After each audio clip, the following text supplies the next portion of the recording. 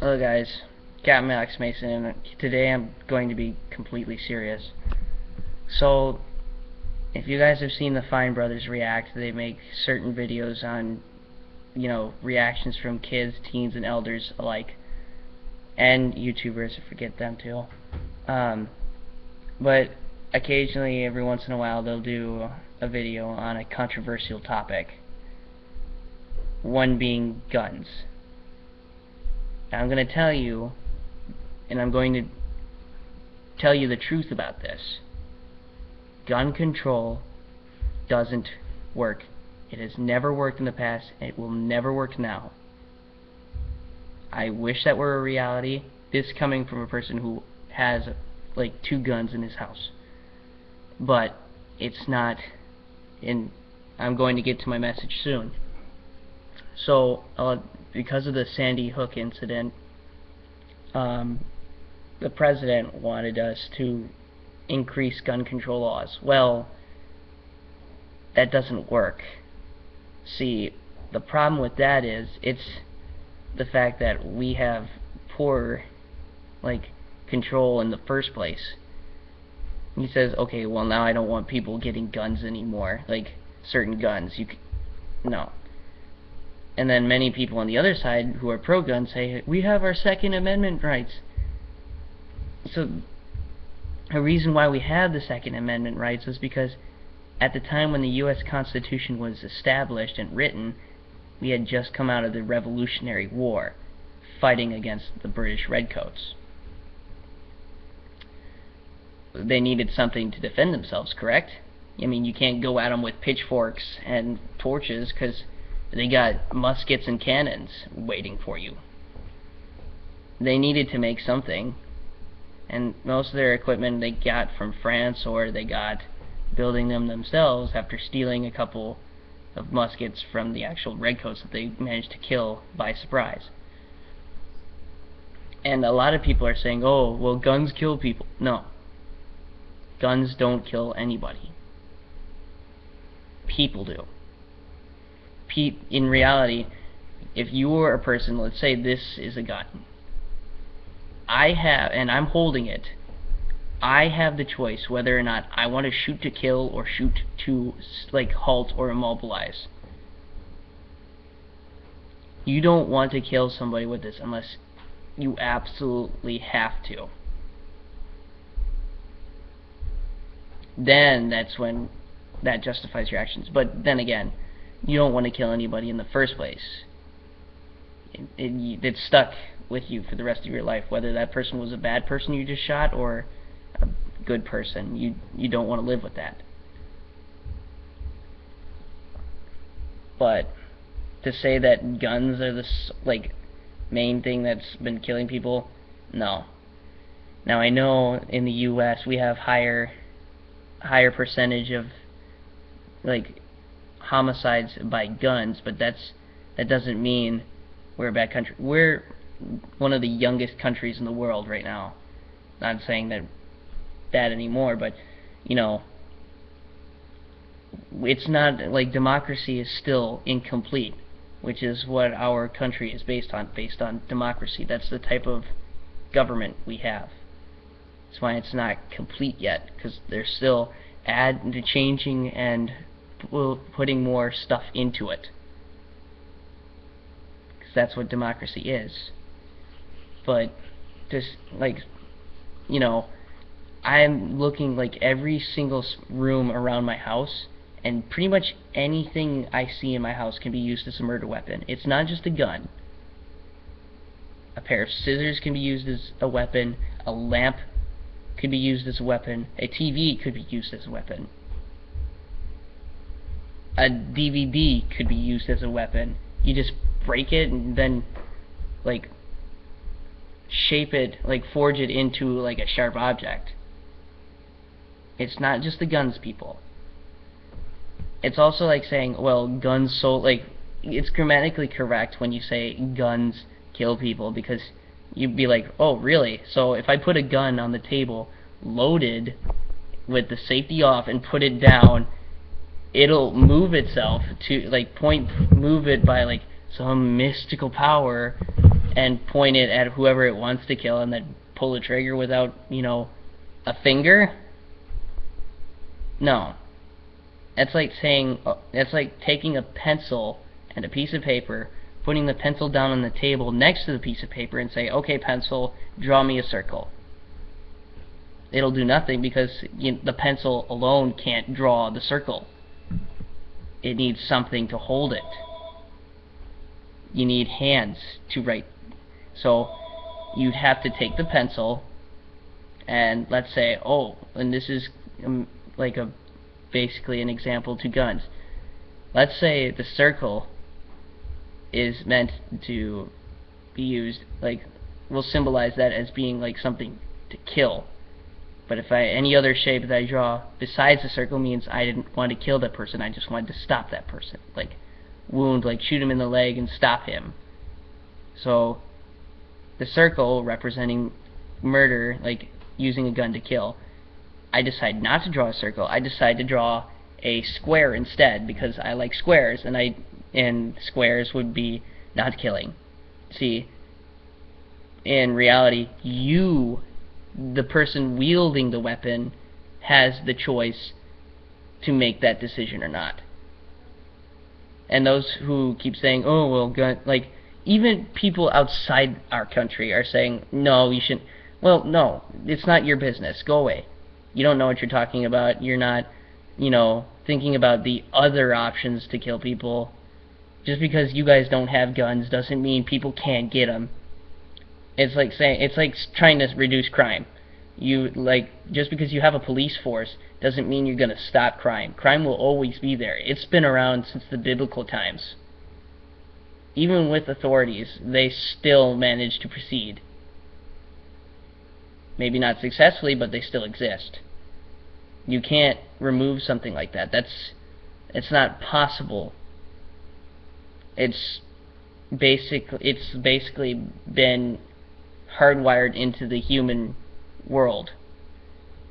So just to say, take away the guns, that'll solve everything, that doesn't really solve anything. It's just like the illegal drug system. You make a certain drug illegal, that makes people want to get it more, because it's like reverse psychology. If the government or anybody says it's bad, then maybe they're like, now I'm even more curious to try drugs. See, it doesn't fix anything, it just makes it worse. Now, I'm not saying we shouldn't have an illegal drug system, but, just because you make it illegal doesn't mean people will find a way to get their hands on it. If we all of a sudden made guns illegal, people will find a way to find guns, hide them from the authorities, and use them. Plus, wouldn't that ruin the point of having a military force?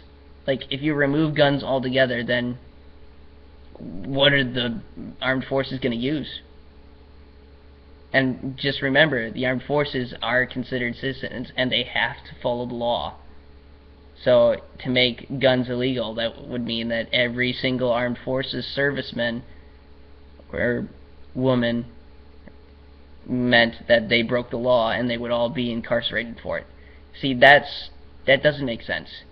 Even if your country say it's illegal to own a gun, well, that's not entirely true because your armed forces have guns. Wouldn't that make it illegal as well? No. So, like I said before, it's not people. It's not the guns that kill the people. It's the people that kill other people. I also believe that if somebody's allowed to own a gun, they have to pay, one guy made a perfectly good suggestion on one of the videos that I was watching, spiral with all these comments, both pro and anti-gun, all from different countries too, except many of them were from the United States, and they actually get a say in this because it makes sense to them. But if we're going to do something like that, you should have a yearly psychiatric analyzation of people to see if they're qualified to carry a gun. You look up in the news and the Sandy Hook incident and the Colorado theater shooting, both those two guys, and those are the big ones right now, were mentally unstable. But here's the thing. Unlike the Sandy Hook incident, this guy may have been mentally unstable, but he actually planned it. It was premeditated. He had a 44-page book on all these different places that he had ideas to shoot up, and he's like, and now to figure out the police reaction time from this incident, what's my nearest escape, what can I do, blah blah blah. He wrote it all down in a book, and now he's pleading insanity. No, you don't do that if the evidence specifically says that you planned this. Even if you were mentally unstable, you planned it nonetheless.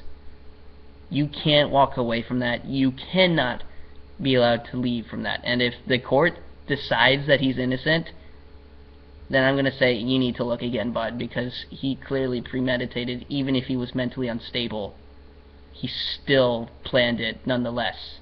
He took time out of his hours, his job, just to sit in the theater, hand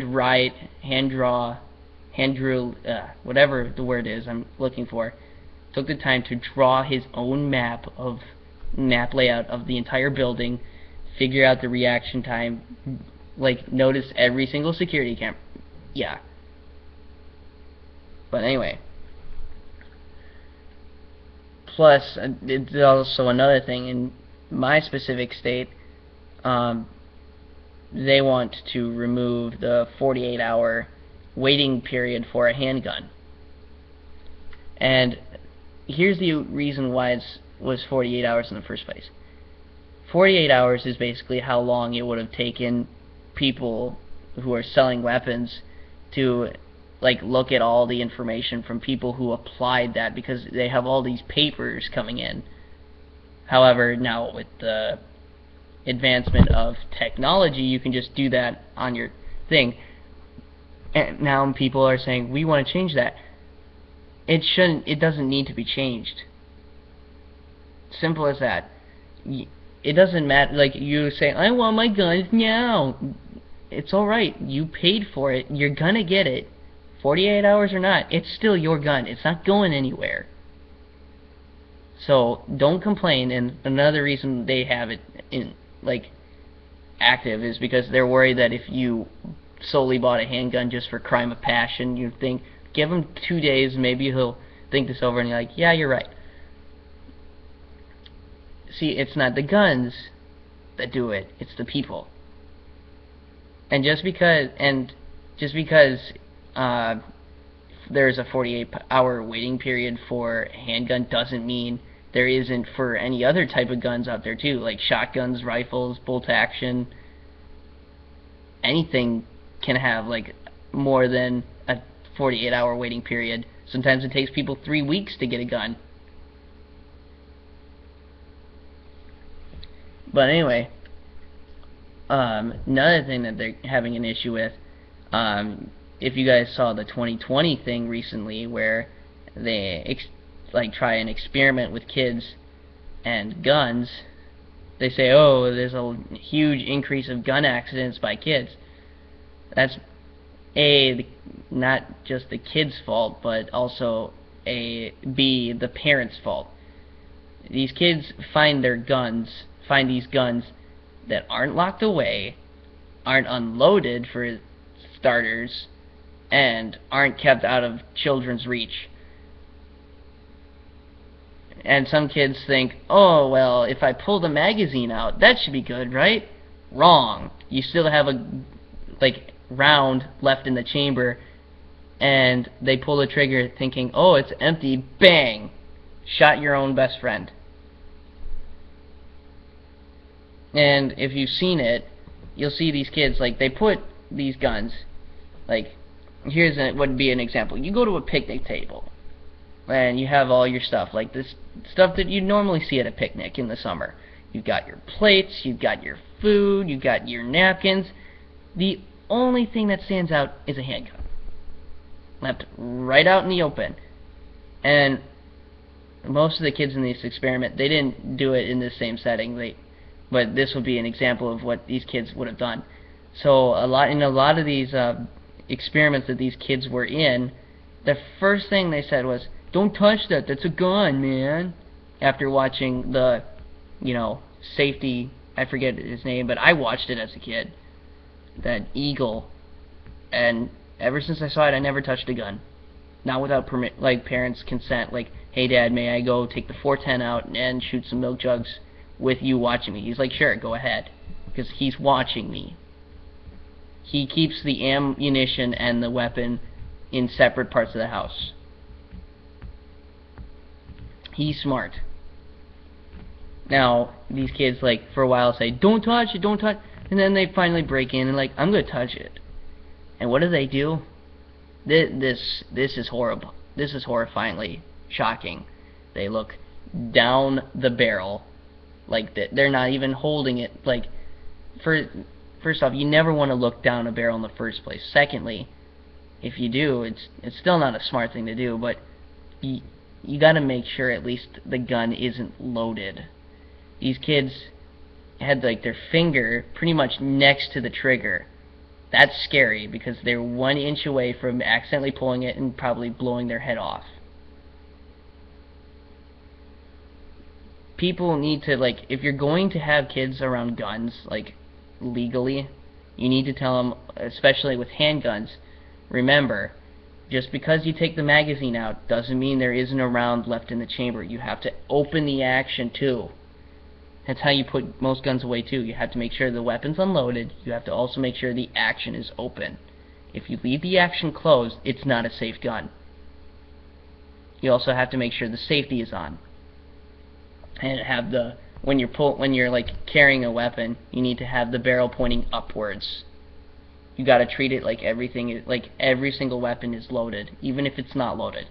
It's safe and it reduces accidents. Now, there was this other story. I won't mention the kids' names, A, because they've already had their lives ruined from this, and B, I kind of forgot their names, but let's just make up 2 fake names to represent these kids. So you have Joe and Bob, and Bob invites Joe to come over to his house, his grandparents' house, and Joe finds this gun behind the TV. Keep in mind that both these kids are 14 years old. This gets bad. So he plays around with the gun. He takes the magazine off. Again, this is 14, guys. 14. And he's playing. Killed his best friend. Didn't realize it yet. He knew he was injured, but then he went to the precinct to talk to the police and tell him what happened. And they said, "Should we tell him?" "Yeah, I think." And he's like, "What?" "Your friend didn't make it." He cried. And this was at their grandfather's house. Now, yes, the kid, it's both the kid's fault and the grandparents' fault. For starters, you don't leave a gun in children's reach and loaded and not locked away. You put you empty the weapon, chamber open, put a gun lock on the trigger so that way if somebody gets a hold of it, they won't be able to really fire unless they know a way to take the lock off, and then put it in a gun safe somewhere where only you know the combination. And again, out of children's reach. But then he should have known better, not play with it in the first place, and if he was going to pick it up, he should have asked an adult and asked, "Mr. So-and-so, is this gun loaded? Is it safe to pick up?" Or notify an adult if they forgot about it and tell them, "There's a gun there." You don't just pick it up and just play with it. It's not a toy. And just like everything I say, you don't need, you have the rights to own a gun, but you don't need 20 to 30 guns. 1 or 2 is good enough for me. They don't have to be a military grade assault weapon or anything like that. A simple 410 is perfectly fine. which brings me up to another point. Now, recently, if you guys have paid attention in the news, especially in the U.S., the president has removed certain tactical gear from the police force.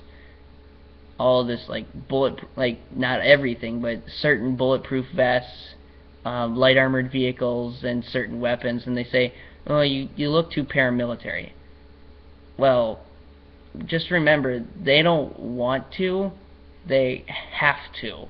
They have no choice, because these people that are shooting at them are finding ways to shoot them with illegal military grade weapons. Like, this isn't, I don't know if it's illegal to own this, but let's just use this as an example. A Kalashnikov, which is an AK-47, is being shot at a policeman. Now, he's wearing all this gear to make him look like an army troops, because they have to, because they're being shot with these types of weapons. They wouldn't need to wear it if we had tighter control, but we don't. That's why I say gun control never works. But now, not only does that make him look bad, but he also removed all of their cover. That means more policemen are probably going to die, and they're all going to point the fingers at the president. The president may have done some good things, but like toward now it's his last term, he's starting to do a lot of bad things now. They keep getting worse and worse. And I don't mean to offend any Democrats out there, because, you know, for a while I was rooting for him. I'm from a Republican family, but, you know, ever since then he hasn't been doing so well. But, you know, it's not the guns that do the killing. It's the people that do the killing, and the people behind the guns. So remember that. If you're a kid watching this, tell your parents what you learned from me. Tell them what you should be telling. If you see a gun, notify your parents. Ask them if it's safe to remove, but don't pick it up yourself unless permitted to, depending on your age. And stick to the basics. Do not touch it. Do not even mention it to your friends. Go to your parents first. Tell them that there's a gun in anywhere, because, you know, that's the safe thing to do. Tell your parents what you learned, tell your friends what you learned, and tell your teachers what you learned. Because this is a life lesson that could possibly save somebody's life. Maybe even yours. Believe me, I know what it's like to almost get shot.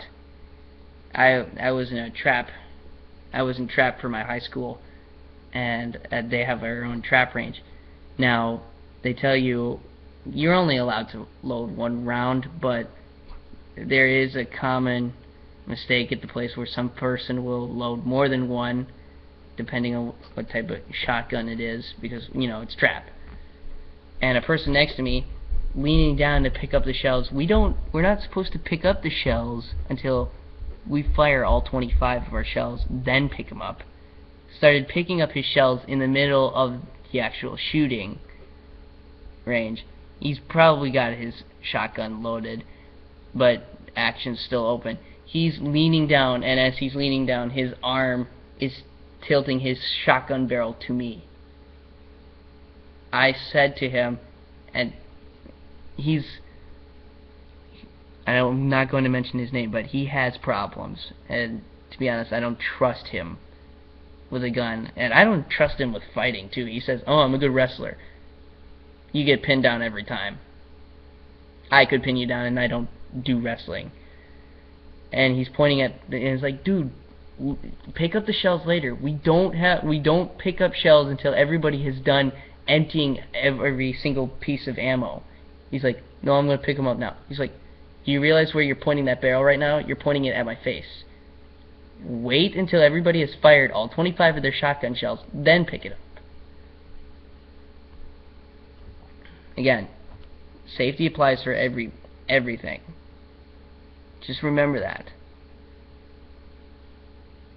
I'm Captain Alex Mason, and I'll see you guys tomorrow. I'm gonna do another one of these videos, and I've got 2 more on the way.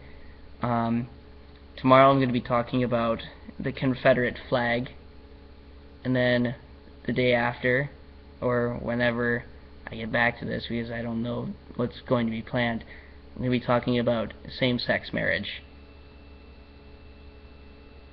I'm not going to say to you yet whether I'm for it or against it, but it needs to be talked about, and I'm going to talk about it.